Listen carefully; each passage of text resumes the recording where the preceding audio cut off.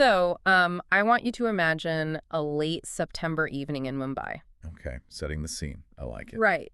And an actor's walking onto this massive red carpet. You've got, hundreds of international media lenses just tracking his every move. Sounds incredibly stressful, Yeah. honestly. Oh, totally. But here's the crazy part.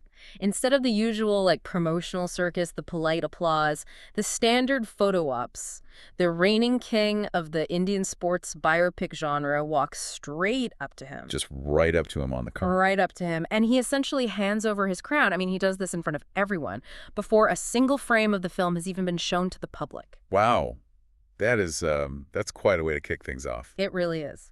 So welcome to today's deep dive. We are unpacking Chapter 10 of our source material, which is titled The Night Cinema Became History. And this is focusing specifically on the premiere of the MS Dhoni biopic, right? Yeah. The one starring Anant Sharma. Exactly. Our mission today is to really dissect how this specific event mutated from just, a standard Hollywood or Bollywood movie premiere into a profound cultural touchstone. Right, because it wasn't just a movie release. It was this massive convergence of, different worlds. Yes. We're going to explore how the filmmakers managed to balance this deafening national spectacle with the kind of raw, intimate, emotional truth that usually only belongs in a documentary. It's a tricky balance to strike, for sure. And, to really understand the weight of that night, we kind of have to analyze the architecture of the premiere itself. Yeah, paint a picture of Yash Raj Studios for us. So Yash Raj Studios was completely transformed. The sources actually describe the red carpet as a, quote, river of dreams. Oh, that's a great visual. Right, and it's backed by these towering LED screens that are just looping on it, perfectly executing MS Dhoni's iconic helicopter shot over and over. Which, is a bold statement right off the bat. Totally. But it's actually the security apparatus that signals something entirely different is happening here. Oh, yeah. The security was next level. You have the Mumbai police, private security firms, and basically a small army of celebrity management teams operating at maximum capacity. And that's just because of the sheer density of cultural giants arriving in one single location. Exactly. The guest list is genuinely staggering. The sources detail this convergence of what can only be described as cricket royalty and cinematic titans. Right, like you have Kapil Dev, the man who brought India its first World Cup in 1983, just stepping out of his vehicle. Legend. Absolute legend. And then Sachin Tendulkar arrives, which the sources say actually triggers spontaneous stadium-style chants from the crowd lining the red carpet. I can totally picture that. And Sourav Ganguly is there too, right? Yep, Ganguly is there. And walking right alongside these historical pillars is the current generation of Indian cricket. You've got Virat Kohli, Rohit Sharma, Hardik Pandya. And they are sharing this space with Bollywood A-listers. Shah Rukh Khan, Amitabh Bachchan, Hrithik Roshan. It basically creates a collision of the two most powerful industries in the country. It creates this absolute pressure cooker of legacy. Anant is stepping into a space entirely populated by people who are already legends in their respective fields. Yeah, that's heavy. And when he arrives, his physical presentation tells a story before he even opens his mouth. Oh, the tuxedo, right. Yeah, the custom midnight blue velvet tuxedo. But, the sources really emphasize his physical bearing. Like the way he held himself. Exactly. He's projecting this really fascinating synthesis. It's like this rigid military precision he clearly retained from his previous role as Major Vihan, tempered with MS Dhoni's famous, almost unnatural calm authority. So he isn't walking the carpet like a typical movie star who's craving attention? No, not at all. He is walking it like a captain inspecting his pitch. Which makes his interaction with Farhan Akhtar so incredibly compelling. Right, Farhan Akhtar, the star of Bhaag Milkha Bhaag. Yeah. And, that film completely rewrote the rules for physical conditioning and biographical accuracy in Indian cinema. He set the absolute gold standard for the sports biopic. The benchmark, for sure. So Farhan walks up to Anant, knowing the international media is recording every single syllable, and delivers this very public, unambiguous declaration. What does he say exactly? He tells Anant that he hasn't just raised the bar for the genre, but that he has, quote, created a new category. Oh, wow. Farhan Akhtar understands better than anyone the psychological toll of embodying a national hero. Right. So by publicly stating that Anant has created a new category, he's basically telling the industry that physical mimicry, just looking like the athlete is no longer enough. It's deeper than that now. Exactly. He's acknowledging that Anant has achieved a total psychological embodiment. It's an incredible endorsement. but it also functions as a bit of an anvil. An anvil. I like that. I keep thinking about the psychology of receiving that endorsement right then and there. It's got to be overwhelming. It is. It's the equivalent of a reigning heavyweight boxing champion walking into the arena, totally unprompted, and publicly buckling his title belt around a rookie's waist before the bell for the championship match is even rung. That is a terrifying amount of pressure. Right. Receiving the ultimate validation right before the curtain goes up sounds incredibly dangerous for a young actor's ego. I mean, if the film is even slightly mediocre, that external hype immediately becomes a weapon against him. Oh, for sure. He has zero margin for error at that point. None. Because he's carrying the expectations of a cricket-obsessed nation, the scrutiny of the film industry, and now this explicit benchmark setter of his own genre. The external noise is just deafening.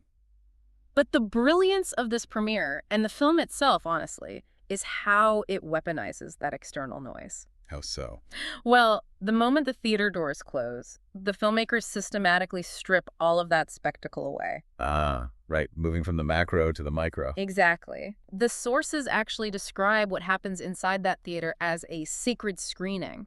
And they point to very specific technical decisions that force the audience to leave their preconceived notions at the door. I know the audio engineering played a huge part in this. Yes. Let's get into that. They utilized Dolby Atmos, but not for, explosive action sequences. Right, which is usually how it's used in these big blockbusters. Exactly.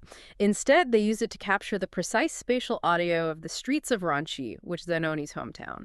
That audio choice is deeply psychological. When you map the specific, chaotic acoustic fingerprint of a real environment, like the distinct rattle of a particular model of scooter passing on the left, or the distant echo of a local train horn behind you, it completely bypasses the audience's conscious brain. It makes it feel grounded. Yeah, it signals to the subconscious that this is not a sterile movie set. It grounds the viewer. Combined with the visual choices, it just becomes deeply immersive. And the color grading is a perfect example of that.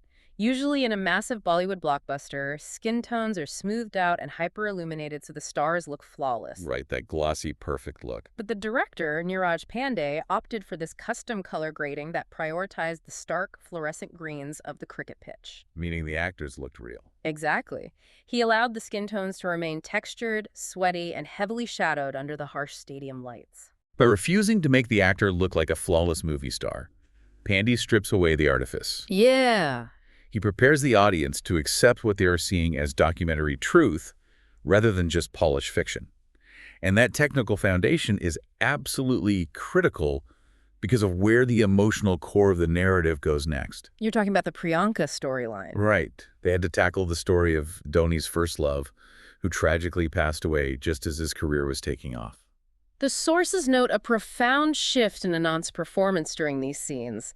The text specifically states he wasn't acting the grief, he was living it. Which is such a hard distinction to achieve on screen. It is. There was no dramatic overacting, no melodramatic screaming to the heavens, no cinematic tear rolling perfectly down his cheek. Just raw reality. Yeah, it's described as the quiet, devastating crumpling of a man's entire world. And the physical reaction in the theater perfectly mirrors that performance. Yeah. There's no polite theatrical sniffing from the crowd. It was a collective, raw silence.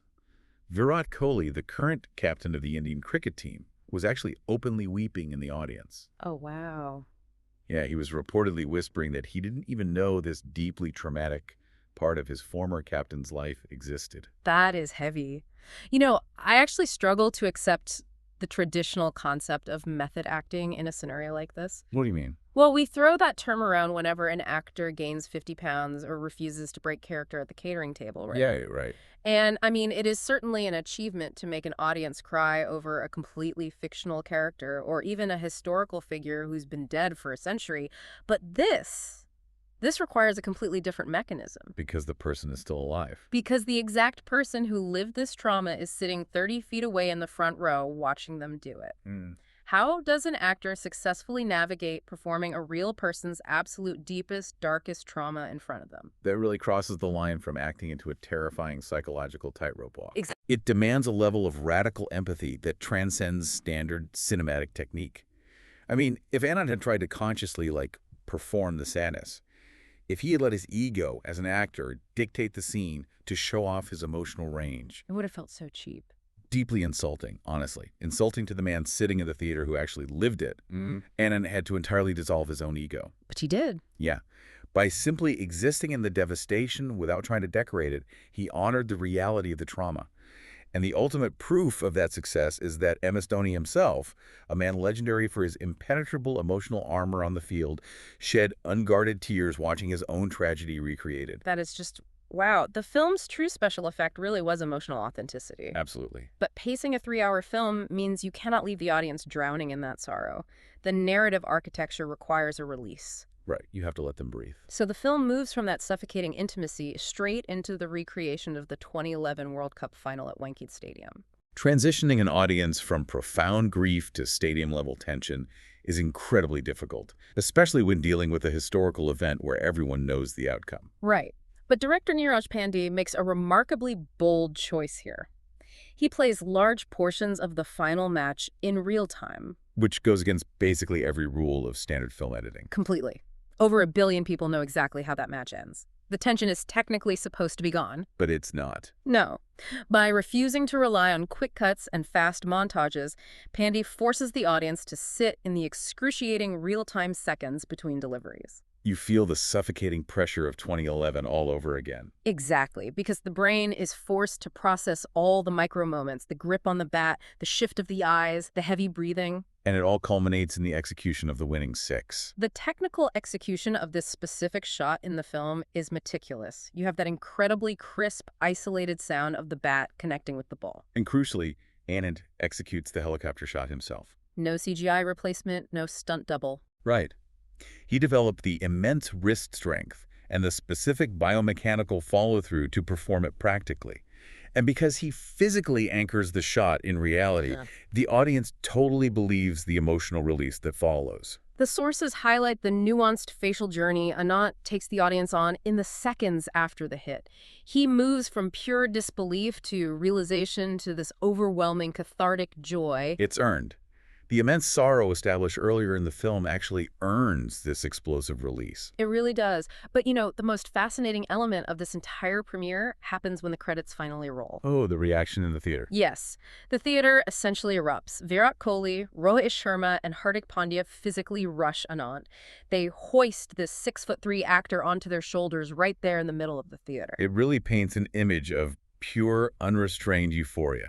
You have the "How's the Josh?" and "Hi, sir," military chants sweeping the room. And you have Rohit Sharma, one of the greatest cricketers alive, literally yelling, "This is your World Cup victory bye," to an actor. Which is just wild to think about. I keep coming back to the reality-bending nature of this moment. It feels like a simulation that became so perfect, the creators themselves got completely lost in it. That's a great way to put it. Right. You have to wonder what is happening psychologically here. Like, are these elite athletes celebrating Anant strictly for his technical achievement as an actor? Or have they genuinely transferred their deeply held love and reverence for their actual captain onto the man playing him? Honestly, it's almost certainly a blurring of the two. They are celebrating the immense artistic achievement, but the fuel for that celebration, the reason they're lifting him onto their shoulders rather than just shaking his hand, is entirely drawn from their love for Dhoni. That makes total sense. Anant became a physical vessel for their gratitude. They couldn't go back in time and hoist Dhoni on their shoulders again in 2011, so they hoisted the artist who gave the emotional resonance of 2011 back to them in that theater. Wow. That transference of emotion is incredibly powerful.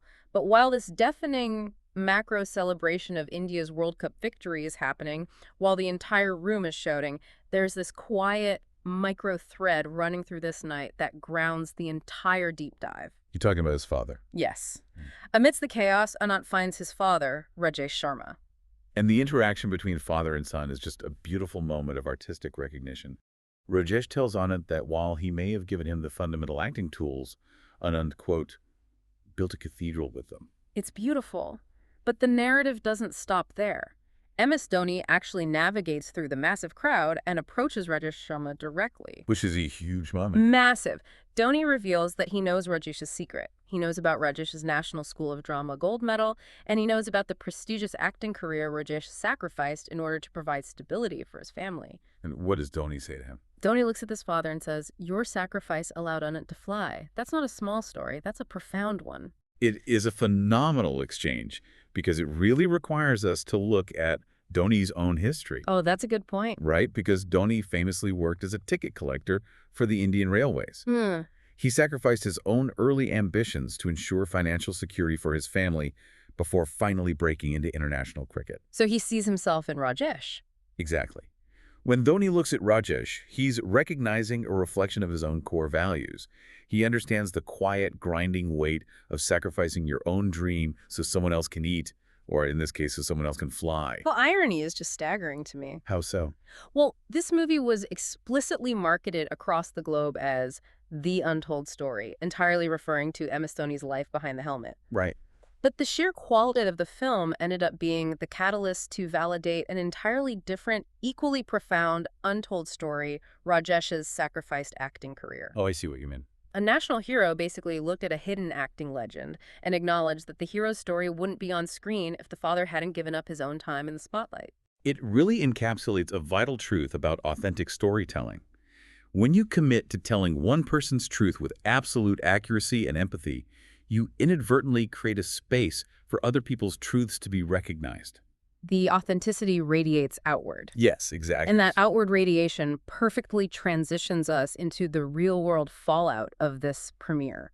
I mean, we have spent time analyzing the artistic integrity, the technical brilliance, and the emotional truth of the night. But we have to look at the numbers. Exactly. How that translated into the cold, hard reality of the global box office. The numbers, the narrative, and the new standard. Well, the opening numbers shattered all existing paradigms.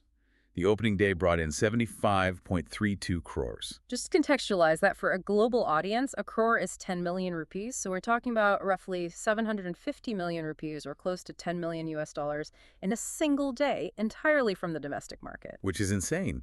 It was the biggest single-day collection in Indian cinema history at the time, and the trajectory pointed straight toward an unthinkable 700 crores worldwide. It systematically dismantles the long-held industry myth that high art and blockbuster numbers are mutually exclusive.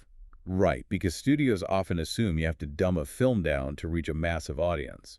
But this proved that if you respect the audience's intelligence and present them with emotional truth, they will show up in record numbers. And the critical consensus aligned perfectly with the box office, too. You had international publications from Variety to The Hollywood Reporter, alongside Bollywood giants like Anurag Kashyap, universally comparing Anant's immersive transformation to Daniel Day-Lewis. Which is the ultimate compliment for an actor. Absolutely. And the ripple effect altered global industry strategy. This wasn't just a win for the Mumbai film industry. No, the sports boards were watching too. Yeah, the England and Wales Cricket Board, as well as Cricket Australia, were closely monitoring this release. They were so inspired by the sheer cinematic quality and the resulting cultural engagement that they immediately pivoted their own media strategies, commissioning their own high-end biographical projects. So the film didn't just break records, it actively shifted how international sports boards view the potential of cinema. It changed the game, literally. It did. But, you know, I want to pause and critically examine the reality of being Anant in the aftermath of all this. It's a lot for one person to handle. It really is. The final image of the chapter places Anant and his father sitting in their modest family restaurant in Chandni Chowk, far away from the flashing lights of Mumbai. Just trying to process it all. Yeah, they are quietly trying to process the magnitude of what has happened. And remember, Anant is only 22 years old. That's the craziest part. He has just delivered a Daniel Day-Lewis caliber performance, broken national box office records, and changed international media strategies. So my question to you is peaking this early and setting a 700 crore standard at age 22 a blessing, or is it actually a terrifying trap for a young artist? I mean, it is the ultimate crucible for any creative mind. It becomes a trap the moment he begins chasing the resulting numbers instead of the initiating truth. If his primary goal for his next project is to beat a 75 crore opening day, he will inevitably compromise his artistry to appeal to the lowest common denominator. Which is exactly why Rajesh provides the anchor in that restaurant. He advises Anant to find the next story that matters, to pursue truth over fame. Because the astronomical numbers were a byproduct of the artistic truth, not the goal itself. If you chase the applause, you lose the art. Perfectly said. So, we have unpacked a night that was fundamentally so much more than a movie premiere. It was a cultural phenomenon that united the seemingly disparate worlds of massive, loud sporting spectacle and quiet, intimate cinematic art. It really proves that when massive cultural legends converge in a single room, the result doesn't have to be an explosion of ego. Right, through the sheer force of authentic storytelling, it can actually be a celebration of shared humanity and mutual respect. And perhaps most importantly, it serves as a reminder that behind every massive, world-altering success that we see on the surface, there are quiet, unseen sacrifices. Like Rajesh giving up his NSD gold medal potential. Exactly. Sacrifices that made the visible success possible. Which brings us right back to that red carpet and that feeling of the ultimate cultural crossover. Before we wrap up this deep dive, I want to leave you with a thought to mull over, building directly on Rajesh's final piece of advice to his son. Okay, let's hear it. Think about your own trajectory. When you finally achieve your ultimate World Cup moment, when the world hands you all the money, the unprompted praise, the Daniel Day-Lewis comparisons, and the absolute validation you have ever dreamed of, what internal compass do you rely on to keep from losing yourself in your own success? Because the stadium chants and the applause always stop eventually. What ultimately matters is the truth you hold on to when the theater is finally empty. An incredibly powerful place to leave it. Thank you for joining us on this deep dive. Until next time, keep seeking the untold stories in your own life.